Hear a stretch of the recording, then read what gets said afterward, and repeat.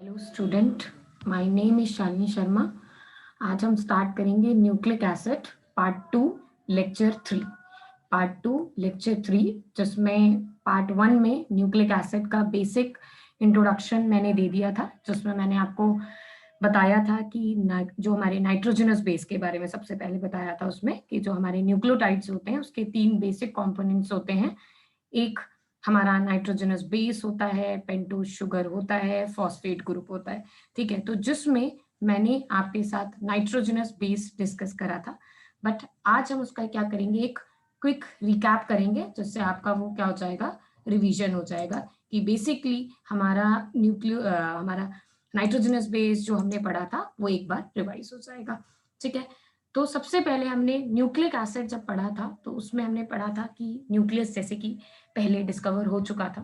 ठीक है, nucleus first discover होने के बाद हमारे फेडरिच, ठीक है, मेजर साइंटिस्ट जो आए थे, उन्होंने बताया था कि न्यूक्लियस के अंदर एक कंपाउंड प्रेजेंट होता है इनसाइड द न्यूक्लियस। ठीक है, न्यूक्लियस के अंदर एक कोई कंपाउंड प्रेजेंट होता है, उसका क्या नेचर है ये कुछ नहीं पता था, बस ये पता था कि एक कंपाउंड प्रेजेंट होता है, ठीक है, इनसाइड द न्यूक्लियस, जिसका नेम दिया गया था न्यूक्लिन।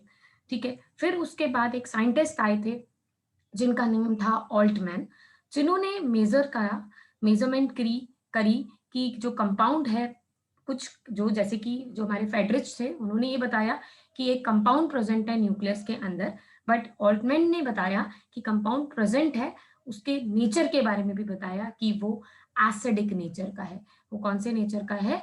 Acidic nature. उन्होंने बताया कि उसका जो नेचर है वो कैसा है, एसिडिक है। जिसके बेसिस पे जब ये पता चला कि जो फैडरिच ने बताया था कि एक कंपाउंड प्रेजेंट है न्यूक्लियस के अंदर जिसका नाम दिया गया था न्यूक्लिन, फिर उसके बाद जब पता चला कि उसका नेचर जो है वो एसिडिक नेचर का है, तो उसके बेसिस पे इसका न्यूक्लिन जो नेम दिया गया था वो कन्वर्ट हो गया किसमें, न्यूक्लिक एसिड में।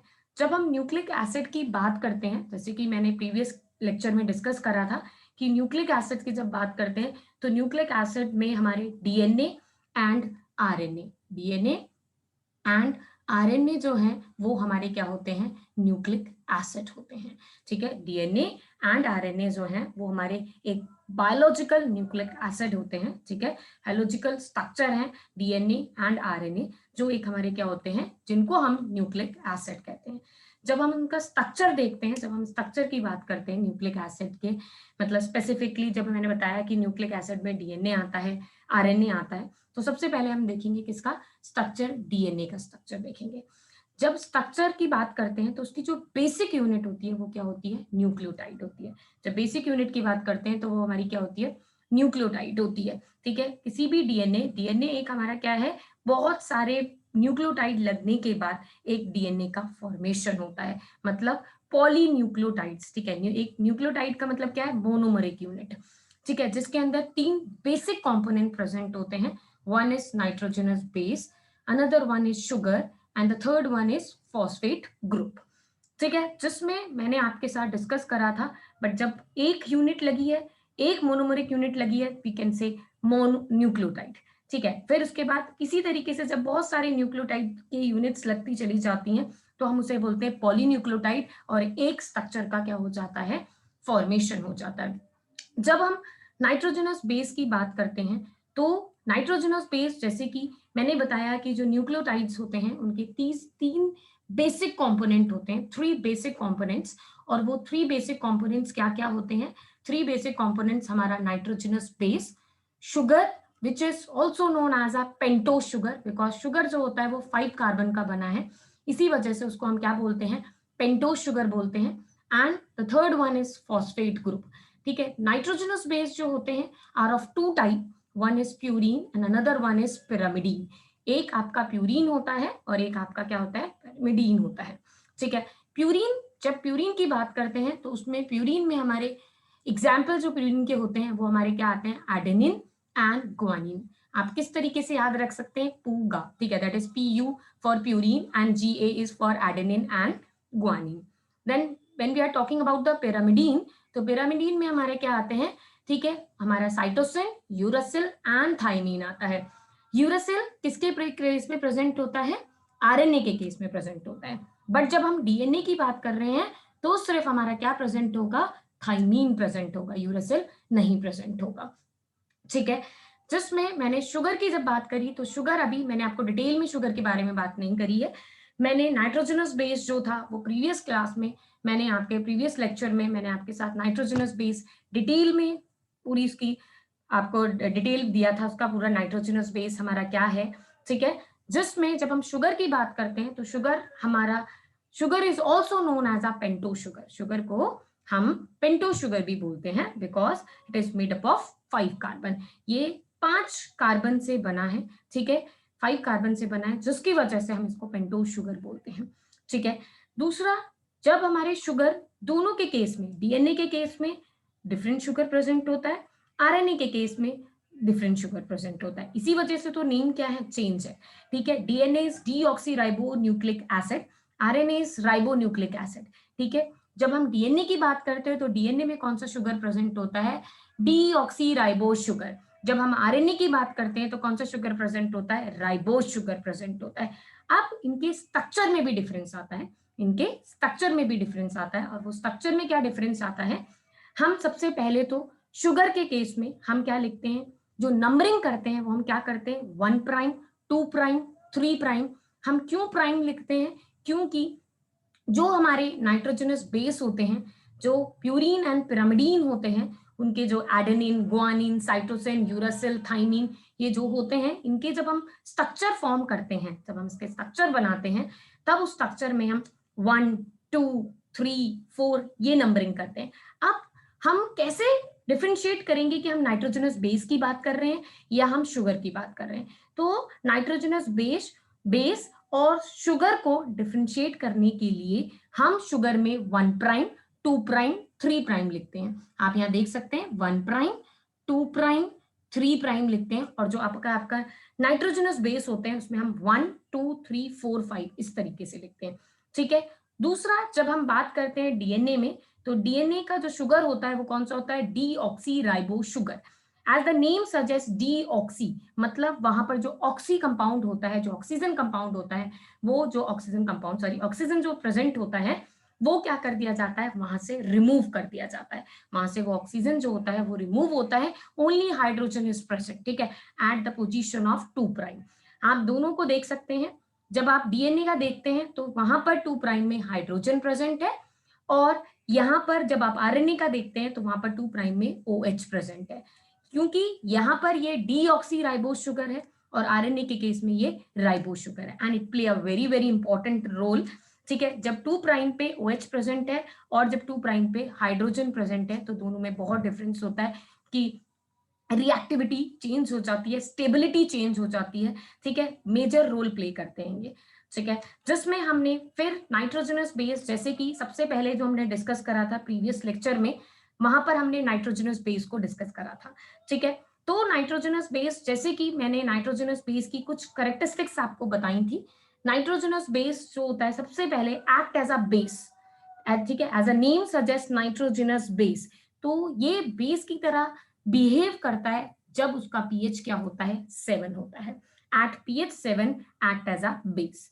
नेक्स्ट हमारा ये क्या होता है, हेट्रोसाइक्लिक होता है। हेट्रोसाइक्लिक का मतलब क्या होता है, हेट्रोसाइक्लिक, क्योंकि जो आपके नाइट्रोजनस बेस होते हैं, ठीक है, जिसमें आप प्यूरीन की बात करें या पिरामिडीन की बात करें, इनके पास कार्बन और नाइट्रोजन दोनों प्रेजेंट होते हैं। ऐसा नहीं है कि पूरा स्ट्रक्चर कार्बन से बना है या पूरा स्ट्रक्चर नाइट्रोजन से बना है, नहीं, इसमें कार्बन और नाइट्रोजन दोनों प्रेजेंट होते हैं। इसी वजह से डिफरेंट है ना, कार्बन एंड नाइट्रोजन दोनों प्रेजेंट होते हैं, जिसकी वजह से हम इसको क्या बोलते हैं, हेट्रोसाइक्लिक कहते हैं। क्या बोलते हैं इसको, हेट्रोसाइक्लिक कहते हैं। नेक्स्ट, ये हाइड्रोफोबिक इन नेचर होता है। हाइड्रोफोबिक इन नेचर मींस कि ये रिलेटिवली वाटर इनसॉल्युबल होता है, वाटर फोबिक होता है। ठीक है, वाटर को हेट करने वाला होता है, तो इसी वजह से इसको हम क्या बोलते हैं कि ये हाइड्रोफोबिक इन नेचर होता है। ठीक है, जो हमारे नाइट्रोजनस बेस, ठीक है, जब मैं नाइट्रोजनस बेस की बात कर रही हूँ तो मैंने कोई पर्टिकुलर ये नहीं बोल रही कि प्यूरीन की बात कर रही हूँ या पिरामिडीन की बात कर रही हूँ, नहीं, नाइट्रोजनस बेस की जब भी हम बात करेंगे तो नाइट्रोजनस बेस में हमारे दोनों आ जाते हैं, प्यूरीन भी आ जाता है और पिरामिडीन भी आ जाता है, प्यूरीन एंड पिरामिडीन दोनों आते हैं। ठीक है, प्यूरिन भी आता है और आपका पिरामिडीन भी आ जाता है। ठीक है, तो बिल्कुल जब भी नाइट्रोजनस बेस आता है तो आपके माइंड में तुरंत स्ट्राइक कर जाना चाहिए कि हम किसकी बात कर रहे हैं, दोनों प्यूरिन एंड पिरामिडीन दोनों की बात करते हैं। अब पिरामिडीन में आपका साइटोसिन, यूरासिल और थाइमिन आ सकता है, बट यूरासिल सिर्फ आपके आरएनए के केस में आएगा और जो थाइमिन होगा वो आपके डीएनए के केस में आएगा। बट एडेनिन, जब हम प्यूरिन की बात करते हैं तो उसमें एडेनिन और ग्वानिन दोनों वो किस में आते हैं, वो डीएनए में भी आते हैं, वो आरएनए में भी आते हैं। सिर्फ डिफरेंस यूरासिल एंड थाइमिन में आता है और जो कि आपके क्या होते हैं, वो आपके पिरामिडीन होते हैं। ठीक है, जब हम बात करते हैं नेक्स्ट इसकी कैरेक्टरिस्टिक्स की, कि ये जो होता है ये अनचार्ज्ड होता है। क्या होता है, ये अनचार्ज्ड होता है। नाइट्रोजनस बेस है वो क्या होता है, अनचार्ज्ड होता है। अब हमें पता चला कि नाइट्रोजनस बेस जो है हमारे प्यूरिन्स एंड पिरामिडीन दोनों होते हैं। जब हम प्यूरिन की बात करते हैं तो उसमें एडेनिन और ग्वानिन दोनों आते हैं। जब हम पिरामिडीन की बात करते हैं तो उसमें साइटोसिन, थाइमिन एंड यूरासिल आता है। ठीक है, ये तीनों चीजें आ जाती हैं। ठीक है, और जिसमें मैं आपको बता चुकी हूं कि यूरासिल किसके केस में प्रेजेंट होता है, आरएनए के केस में, एंड थाइमिन किसके केस में प्रेजेंट होता है, डीएनए के केस में प्रेजेंट होता है। ठीक है, जब हम बात करते हैं नाइट्रोजनस बेस की तो हमारे क्या क्या आते थे, प्यूरिन आता है और क्या आता है हमारा, पिरामिडीन आता है। ऐसा ही है कि प्यूरिन्स आते हैं और पिरामिडीन्स आते हैं। बट जब हम प्यूरिन की बात करते हैं तो उसके हमारे दो मेन कंपोनेंट होते हैं, one is adenine and another one is guanine. मतलब are the two examples of purines, adenine and guanine. ठीक है, जो आपका एडेनिन, जो आपका बेसिकली सॉरी जो आपका प्यूरिन्स होते हैं वो प्यूरिन्स आपके क्या होते हैं, डबल रिंग स्ट्रक्चर होता है। जैसे कि मैंने स्ट्रक्चर नीचे ड्रॉ करा हुआ है तो आपको यहाँ पर दिख रहा है एक रिंग ये वाली, एक रिंग ये वाली। तो मतलब क्या हो गया कि आपके जो प्यूरिन्स होते हैं वो डबल रिंग स्ट्रक्चर होते हैं, जिसके पास मतलब जिसको हम क्या बोलते हैं, 9 membered ring structure, 9 member present होते हैं इसमें। ठीक है, 1 2 3 4 5 1 2 3 4 sorry 3 4 5 and 6, this one is 6। ठीक है, तो 1 2 3 4 5 6 7 8 एंड 9, तो ये क्या हो गया, 9 मेंबर्ड रिंग स्ट्रक्चर होता है। जब हम पिरामिडीन की बात करते हैं तो ये सिंगल रिंग स्ट्रक्चर होता है और इसके पास कितने मेंबर होते हैं, 1 2 3 4 5 6। ठीक है, इसकी जो नंबरिंग होती है वो इस तरीके से नंबरिंग होती है और इसकी जो नंबरिंग होती है वो इस तरीके से होती है। मतलब क्लॉकवाइज एंड एंटी क्लॉकवाइज क्या होती है, इनकी नंबरिंग होती है। ठीक है, इसी वजह से इसको 6 मेंबर्ड बोला जाता है because it contain only one ring. ठीक है, एंड इसको 9 मेंबर रिंग इसलिए बोला जाता है because it contain a 2 ring. ठीक है, इसके पास क्या होती है, 2 रिंग प्रेजेंट होती है और वी कैन से कि इसके पास डबल रिंग प्रेजेंट होती है। ठीक है, purines and pyrimidines both are heterocyclic. ठीक है, प्यूरिन भी हेट्रोसाइक्लिक है और पिरामिडीन भी हेट्रोसाइक्लिक है। मतलब हम सिमिलैरिटी देखें तो एक सिमिलैरिटी हमें दिखाई देती है कि both of them are heterocyclic. अब हेट्रोसाइक्लिक की जब हम बात करते हैं, मैंने आपको बताया because it contain a carbon and nitrogen both, carbon भी प्रेजेंट होता है और नाइट्रोजन भी प्रेजेंट होता है, जिसकी वजह से हम इसको हेट्रोसाइक्लिक बोलते हैं। अब नाइट्रोजन कौन से नंबर पे प्रेजेंट होता है, कौन सी पोजीशन पे प्रेजेंट होता है, when we are talking about the purines. जब हम प्यूरिन्स की बात करते हैं तो प्यूरिन्स में जो आपका नाइट्रोजन प्रेजेंट होता है वो एक आपका फर्स्ट पोजीशन पे प्रेजेंट है, देन आपका वो थर्ड पोजीशन पे प्रेजेंट है, देन 7th पोजीशन पे प्रेजेंट है एंड देन 9th पोजीशन पे प्रेजेंट है। तो जब हम प्यूरिन्स की बात करते हैं आइदर एडेनिन और ग्वानिन, तो जो नाइट्रोजनस बेस होता है वो first, third, fifth, 7th position पे प्रेजेंट होता है। बट जब हम पिरामिडीन की बात करते हैं तो नाइट्रोजन जो होता है वो प्रेजेंट होता है फर्स्ट एंड थर्ड पोजीशन पे, नाइट्रोजन जो है वो प्रेजेंट होता है, जिसमें प्यूरिन्स में हमारे एडेनिन और ग्वानिन आता है, पिरामिडीन में साइटोसिन, यूरासिल, थाइमिन आता है। ठीक है, अब इसके बाद हमारा प्यूरिन्स का, जैसे कि मैंने आपको बताया, ठीक है, कि प्यूरिन्स का हमारा ये था ये। ठीक है, अब प्यूरिन्स के जब हमारा प्यूरिन्स के बारे में आता है तो जो प्यूरिन्स है हमारे, ठीक है, तो मैंने आपको बताया कि जो प्यूरिन्स होते हैं वो डबल रिंग स्ट्रक्चर होते हैं, हेट्रोसाइक्लिक जो होते हैं वो हमारे साइटोसिन, ठीक है, हेट्रोसाइक्लिक, दोनों प्यूरिन्स एंड पिरामिडीन हेट्रोसाइक्लिक होते हैं। ठीक है, जब हम एडेनिन की बात करते हैं तो मैंने आपको वो प्रीवियस लेक्चर में आपको बताया था कि एडेनिन जो है वो भी एक प्यूरिन है, साइटोसिन, ग्वानिन भी एक प्यूरिन है, बट इनके जो स्ट्रक्चर्स होते हैं उनकी जो नेमिंग होती है वो भी क्या करती है, डिफर करती है। नेमिंग क्या होती है, डिफर करती है, क्योंकि पोजीशन में क्या आ जाता है, चेंजेस आते हैं। पोजीशन में क्या आ जाते हैं, चेंजेस आते हैं। मतलब एडेनिन को हम 6 अमाइनो प्यूरिन भी बोलते हैं। मैं आपको स्ट्रक्चर नहीं बना के दिखाऊंगी इसमें, बिकॉज मेरे प्रीवियस लेक्चर को आप देखेंगे तो वहां पर स्ट्रक्चर बने हुए हैं एडेनिन को, जिसमें मैंने आपको बोला adenine is also known as a 6 amino purine. तो मतलब क्या है कि 6 पोजीशन पे, जो ये 6th पोजीशन है, ये वाली, ये 6th पोजीशन जो है, इस 6th पोजीशन पे क्या प्रेजेंट होगा, अमाइनो ग्रुप प्रेजेंट होता है। इस 6th पोजीशन पे क्या प्रेजेंट है, अमाइनो ग्रुप प्रेजेंट होता है।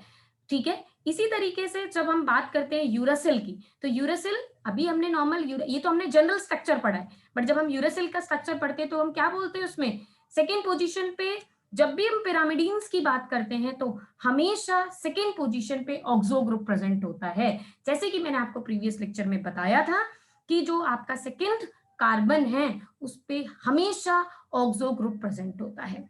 ठीक है, तो इसी वजह से जैसे कि आप uracil is also known as 2,4 dioxo pyrimidine. ठीक है, डाईऑक्सी पिरामिडी। क्यों, क्योंकि वहां पर सेकेंड पोजीशन पे तो ऑक्सो हमेशा प्रेजेंट होता है, बट 4th पोजीशन पे भी ऑक्सो प्रेजेंट हो गया। बट जब हम थाइमीन की बात करते हैं तो थाइमीन में वहां पर क्या हो जाता है, सेकेंड पोजीशन पे तो प्यूरिन, सेकेंड पोजीशन पे तो हमेशा ऑक्सो प्रेजेंट होगा। ठीक है, 4th पे भी ऑक्सो होगा, बट 5th पे क्या आ जाएगा, मिथाइल कंपाउंड अटैच हो जाता है। अब मैं उसके आपको मैकेनिज्म पे आती हूँ, किस तरीके से थाइमीन फॉर्म हुआ, किस तरीके से साइटोसिन का फॉर्मेशन हुआ। ठीक है, बट ये आपका एक होमवर्क है कि आप adenine, guanine, cytosine, uracil, thymine, इसका आप स्ट्रक्चर, क्योंकि आपको एक क्या करना है, एक हैबिट डेवलप करनी है, क्या करने की, नोट्स बनाने की। ठीक है, मैंने अपने नोट्स बनाए, आप अपने तरीके से नोट्स बनाएं, मेरे नोट्स का हेल्प लेके आप नोट्स बनाएं, बट आप उसमें स्ट्रक्चर्स बनाएंगे एज वेल एज आप उसके क्या लिखेंगे, उसके जो नेमिंग है, जैसे adenine is also known as a 6 amino purine. ठीक है, uracil is known as 2,4 dioxy pyrimidine, thymine is known as 5 methyl. ठीक है, 5 मिथाइल या 2,4 5 मिथाइल 2,4 डाईऑक्सो पिरामिडीन। इस तरीके से आप उनका नेम लिखेंगे एज वेल एज आप उनका स्ट्रक्चर भी ड्रॉ करेंगे। ठीक है, इसके बाद ये मैकेनिज्म है, जिसमें ये मैकेनिज्म किसकी मैकेनिज्म है, ये मैकेनिज्म बेसिकली किसकी है, पिरामिडीन की। ठीक है, क्योंकि हमारे पिरामिडीन में ही आते हैं। ये जो है हमारा, this one is known as cytosine. ये हमारा क्या है, साइटोसिन है। ये हमारा क्या है, यूरासिल है। और ये हमारा क्या है, थाइमीन है। ठीक है, अब आपको मैंने अभी बताया कि साइटोसिन को, यूरासिल को हम क्या बोलते हैं, 2,4 डाईऑक्सी पिरामिडीन। ठीक है, क्योंकि आपको दिख रहा है सेकेंड पोजीशन पे एंड 4th पोजीशन पे क्या लगा हुआ है, ऑक्सो ग्रुप लगा हुआ है। इसी वजह से ये क्या हो गया हमारा, हम इसको क्या बोलते हैं, हम इसको बोलते हैं 2,4 डाईऑक्सी पिरामिडीन। ठीक है, अब मैंने क्या करा, यहां पर मैंने इसका क्या कर दिया, क्योंकि आपको दिख रहा है जो आपका साइटोसिन है, यहां पर आपको 4th पोजीशन पे मिथाइल ग्रुप लगा हुआ है। और मैंने आपको बताया मैंने क्या कर दिया, इसका, इस साइटोसिन में मैंने क्या करा दिया, डीएमिनेशन करा दिया। And deamination, what do you mean by deamination, deamination means removal of amino group and addition of oxo group. जहां से अमाइनो ग्रुप रिमूव होगा वहां पर जाके ऑक्सो ग्रुप क्या होता है, अटैच हो जाता है। उसी को हम डीएमिनेशन कहते हैं। अमाइनो ग्रुप जो प्रेजेंट है उसको रिमूव करना और वहां पर ऑक्सो ग्रुप का अटैच हो जाना, वो हमारा डीएमिनेशन होता है। तो मैंने साइटोसिन जो एक हमारा पिरामिडीन था उसमें मैंने क्या कर दिया, उसमें मैंने डीएमिनेशन कर दिया, जिससे कि आपका जो अमाइनो ग्रुप था वो रिमूव हो गया। कौन सी वाली पोजीशन से, 4th पोजीशन से। और सेकंड, उसी 4th पोजीशन पे क्या लग गया, ऑक्सो लग गया। क्योंकि सेकंड पोजीशन पे आप पिरामिडीन की सेकंड पोजीशन देखेंगे, चाहे वो साइटोसिन है, चाहे वो यूरासिल है, चाहे वो थाइमीन है, आप वहां पर देखेंगे तो सेकंड पोजीशन पे आपको ऑक्सो ग्रुप दिखेगा। यहाँ पर भी आप देख रहे ऑक्सो है, यहाँ पर भी देखेंगे तो ऑक्सो है, यहाँ पर भी देखेंगे तो ऑक्सो है। बट चेंजेस किसमें आए, 4th में, क्योंकि 4th का आपने डीएमिनेशन कराया, क्योंकि 4th पे ही अमाइनो ग्रुप था। और डीएमिनेशन का मतलब ही होता है कि अमाइनो ग्रुप का रिमूव हो जाना और ऑक्सो ग्रुप का अटैच हो जाना। ठीक है, इसके बाद हमारा क्या हुआ, फिर मैंने क्या करा, फिर मैंने मिथाइलेशन कर दिया, किसका, यूरासिल का। यूरासिल का methylation means addition of methyl group, addition of methyl group, and methyl group is CH3.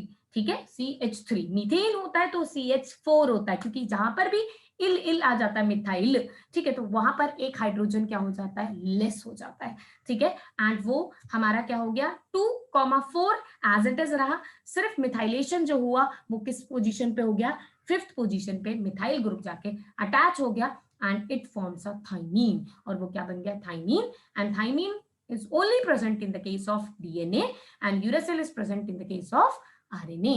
ठीक है, ये मैकेनिज्म थी जिससे हमारा कैसे साइटोसिन से यूरासिल बना, यूरासिल से कैसे थाइमीन का फॉर्मेशन हो गया, ठीक है। इसके बाद जैसे कि ये हमारा पूरा प्रीवियस लेक्चर का रिकैप था, इसके बाद आपको मैं शुगर जैसे कि डिस्कस करूंगी कि शुगर जो है वो हम उसको पेंटोज शुगर भी बोलते हैं, मैंने आपको बताया, because it contain a 5 carbon monosaccharide, because it contain a 5 carbon, क्योंकि ये क्या करती है, 5 कार्बन कंटेन करते हैं, जिसकी वजह से शुगर को हम पेंटोज शुगर भी बोलते हैं, शुगर को हम पेंटोज शुगर भी बोलते हैं, because it contain 5 carbon monosaccharide, ठीक है। Sugar are of two type, one is deoxyribose sugar and another one is ribose sugar.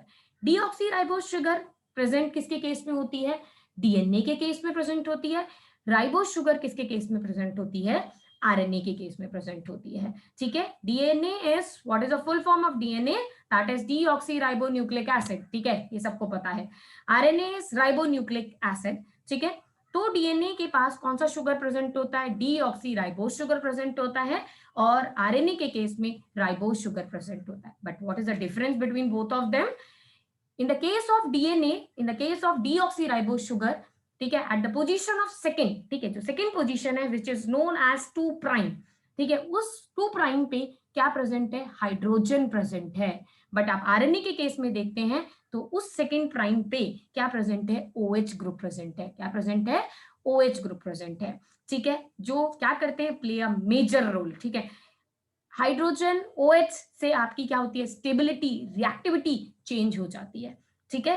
तो सेकंड प्राइम पे क्या प्रेजेंट है, डीएनए के केस में हाइड्रोजन प्रेजेंट है एंड और सारा स्ट्रक्चर बिल्कुल सेम रहता है आपका, ठीक है। यहाँ पर एक मेजर मिस्टेक है, यहाँ पर नाइट्रोजनस बेस अटैच होता है और यहाँ पर भी नाइट्रोजन बेस अटैच रहता है, ठीक है। यहाँ पर जैसे फॉस्फेट अटैच होता है, इधर हमारा नाइट्रोजन बेस अटैच होता है, ठीक है। तो हमें शुगर के केस में तो हमें सिर्फ सेकंड प्राइम की बारे में बात करनी है, ठीक है, 2 प्राइम की जिसकी बात कर रहे हैं वही बात करनी है, बस वो मेजर डिफरेंस होता है। और नाइट्रोजन बेस तो सब में फर्स्ट 1 प्राइम से हमेशा नाइट्रोजनस बेस अटैच रहता है, ठीक है। 1 प्राइम से शुगर का जो 1 प्राइम होता है उससे हमेशा नाइट्रोजनस बेस अटैच होता है, एंड 5 प्राइम से हमेशा फॉस्फेट अटैच रहता है, हमेशा 5 प्राइम से फॉस्फेट अटैच होता है, एंड हमेशा नाइट्रोजनस बेस जो होता है शुगर के 1 प्राइम से जाके अटैच होता है, ठीक है। ये हमारा क्या था, शुगर का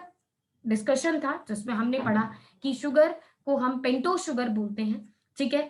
डीएनए के केस में डीऑक्सीराइबोस शुगर, आरएनए के केस में राइबोस शुगर, 2 प्राइम, और इसमें हम 1 प्राइम, 2 प्राइम, 3 प्राइम क्यों लिखते हैं, बिकॉज इसके साथ नाइट्रोजनस बेस अटैच होते हैं, और जो नाइट्रोजनस बेस होते हैं वो रिंग की फॉर्म में होते हैं, ठीक है। एक 9 मेंबर्ड रिंग होती है, एक 6 मेंबर्ड रिंग होती है, मतलब एक में डबल रिंग प्रेजेंट होती है, एक में सिंगल रिंग प्रेजेंट होती है।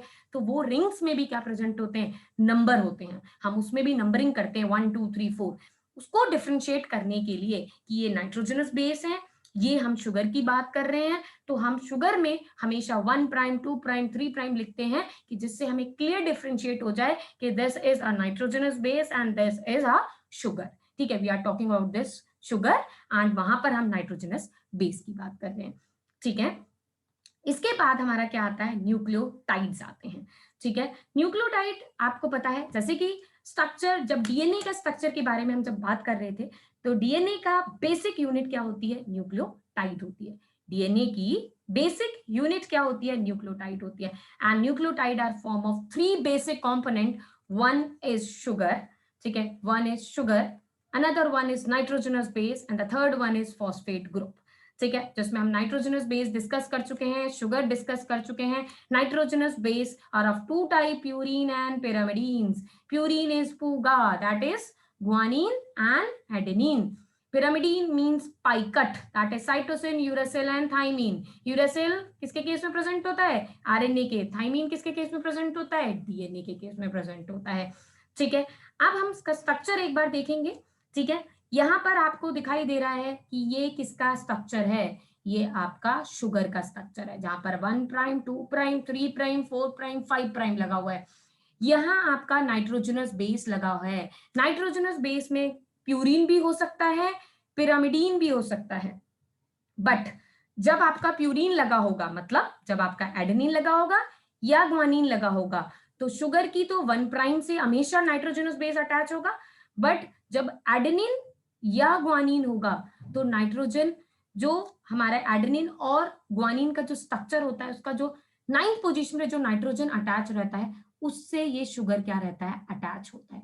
उससे क्या होता है? ये शुगर जाके ये जो नाइट्रोजनस बेस होता है, उसका जो नाइट्रोजन होता है, वो फर्स्ट प्राइम जो शुगर का होता है, उससे जाके ये अटैच हो जाता है. और ये जो बॉन्ड बनाता है, and this bond is known as an glycosidic bond, which is very very important. Why I have written an glycosidic bond? Because ये आपका क्या होता है? हमेशा नाइट्रोजन से अटैच होता है. ये आपका कार्बन है, और जो नाइट्रोजनस बेस का जो एन होता है, वहां पर उसके साथ जाके ये अटैच होता है, जिसकी वजह से हम उसमें एन लगाते हैं. तो प्यूरिन में 1 प्राइम जो होता है आपका शुगर का, वो किससे, जो आपका एडेनिन या ग्वानिन है, उसका जो नाइट्रोजन का जो नाइट्रोजन 9th पोजीशन पे जो लगा होता है, उससे जाके अटैच होता है, and bond is known as an glycosidic bond बोलते हैं. पिरामिडीन की जब बात करते हैं, तो पिरामिडीन आपको पता है 6 मेंबर्ड रिंग स्ट्रक्चर होता है, मतलब सिंगल रिंग प्रेजेंट होती है. तो शुगर की तो हमेशा 1 प्राइम होगी, ये याद रखनी है, जहां पर नाइट्रोजन बेस हमेशा 1 प्राइम से ही अटैच होता है. ठीक है, बट जो नाइट्रोजनस बेस होगा आपका साइटोसिन या thymine, because we are talking about the DNA, तो थाइमिन जब होगा या साइटोसिन जो होगा, तो वो नाइट्रोजन की जो फर्स्ट पोजीशन, मतलब जो आपका नाइट्रोजनस बेस होता है, उसकी जो फर्स्ट पोजीशन होगी पिरामिडीन के केस में, तो वो 1 1 होती है, 1 प्राइम 1, एंड प्यूरिन के केस में 1 प्राइम 9 होती है. ठीक है, तो nitrogenous base are made up of 3 basic component: sugar, nitrogenous base and phosphate group. ठीक है, जिसमें आपको ये मैंने आपको स्ट्रक्चर बताया. दूसरा आपका, आप सबसे इंपॉर्टेंट आपको इसमें देखना है कि आपको पता चल गया कि फर्स्ट से आपका नाइट्रोजनस बेस अटैच होता है, बट जो 5th कार्बन है आपका, उससे हमेशा क्या अटैच होता है? फॉस्फेट अटैच होता है. और जब फॉस्फेट अटैच होता है, तो यहां से वाटर निकलता है. इसका OH और फॉस्फेट का H, ये मिलके क्या निकालते हैं? वाटर को रिमूव करते हैं, और जिससे एक बॉन्ड बनता है. ये आपको बॉन्ड दिख रहा होगा, ये ऑक्सीजन, यहाँ पर ये बॉन्ड, जब ये बनता है, तो इस बॉन्ड को हम क्या बोलते हैं? जैसे ये एन ग्लाइकोसिडिक बॉन्ड था, तो ये कौन सा बॉन्ड हो जाता है? This bond is known as phosphoester bond. ये कौन सा बॉन्ड हो जाता है? Phosphoester bond. और अभी यहीं पर 2 फॉस्फेट लग जाते हैं, तो वो क्या बन जाता? फॉस्फोडाइएस्टर. 2 means diester. अभी मैं आपको दिखाती हूँ. ठीक है, ये आपको क्लियर हो गया होगा आई थिंक. ठीक है, होप क्लियर टू ऑल. अब आता है हमारा न्यूक्लियोसाइड्स. ठीक है, न्यूक्लियोसाइड में बस आप क्या कर दें? फॉस्फेट ग्रुप को रिमूव कर दें, तो आपका क्या बनता है? न्यूक्लियोसाइड का फॉर्मेशन हो जाता है. शुगर एंड नाइट्रोजनस बेस इसके अंदर प्रेजेंट होते हैं, और ये क्या फॉर्म कर देता है? न्यूक्लियोसाइड. एंड जो न्यूक्लियोसाइड क्या होता है? शुगर और phosphate, sugar and nitrogenous base attach होते हैं. शुगर और नाइट्रोजनस बेस अटैच होते हैं, और वो अटैच किस बॉन्ड से होते हैं? एन ग्लाइकोसिडिक बॉन्ड से होते हैं. एन क्यों? क्योंकि नाइट्रोजनस बेस लगा होगा, और वो हमेशा नाइट्रोजन ग्रुप से ही अटैच होगा. ठीक है, चाहे वो प्यूरिन है, चाहे आपका वो पिरामिडीन है, चाहे वो प्यूरिन में एडेनिन या ग्वानिन है, पिरामिडीन में साइटोसिन या थाइमीन है, तो उसके केस में ये प्रेजेंट होता है. ठीक है, तो ये आपका न्यूक्लियोसाइड हो गया. आपको ये याद रखना है कि जब हम न्यूक्लियोसाइड की बात करेंगे, तो वहां पर फॉस्फेट ग्रुप नहीं आएगा. जब हम वहां पर बात करेंगे, न्यूक्लियोटाइड की बात करेंगे, तो वहां पर फॉस्फेट ग्रुप आता है. बस न्यूक्लियोसाइड में याद रखना है कि वहां से फॉस्फेट ग्रुप को क्या कर देना है? रिमूव कर देना है. वहां पर कोई फॉस्फोर एस्टर बॉन्ड नहीं बनेगा, कोई फॉस्फोडाइएस्टर बॉन्ड नहीं बनेगा. सिर्फ न्यूक्लियोसाइड के केस में एक बॉन्ड बनता है, and that bond is known as an glycosidic bond, और उस बॉन्ड को हम क्या बोलते हैं? एन ग्लाइकोसिडिक बॉन्ड बोलते हैं. ठीक है, इसके बाद आपका ये पॉलीन्यूक्लियोटाइड्स, मतलब आपका डीएनए का स्ट्रक्चर कब बनेगा, जब आपके बहुत सारे nucleotides, an number of nucleotides attach होते हैं, तब जाके आपका डीएनए का फॉर्मेशन होता है, which is known as polynucleotide. Because जब हमारे क्या होते हैं, बहुत सारे न्यूक्लियोटाइड लग जाते हैं, 1 लगा होता है तो न्यूक्लियोटाइड, 2 तो हम डाई बोल देते हैं, 3 लगे होते हैं तो ट्राई बोल देते हैं, ठीक है, एंड मोर देन 3 जब होते हैं तो हम क्या बोल देते हैं, पॉलीन्यूक्लियोटाइड बोलते हैं, ठीक है। यहाँ स्ट्रक्चर बहुत क्लियरली मैंने यहाँ पर है, क्योंकि वहां पर ड्रॉ करा हुआ था तो इतना क्लियर नहीं हो रहा होगा, बट यहाँ पर आपको स्ट्रक्चर एकदम क्लियर हो जाएगा, जिसमें ये आपका शुगर है, ठीक है, ये 3 प्राइम एंड है, बिकॉज ये आपको पता है 1 प्राइम, 2 प्राइम, 3 प्राइम, तो ये आपका 3 प्राइम एंड है। आप यहां से कभी भी अटैच करेंगे तो 3 प्राइम एंड अटैच हो जाता है, तो और ये आपका क्या है, 5 प्राइम एंड है, ठीक है। तो 1 प्राइम से हमेशा नाइट्रोजनस बेस अटैच होता है, हमेशा नाइट्रोजनस बेस अटैच होता है, एंड इस बॉन्ड को हम क्या बोलते हैं,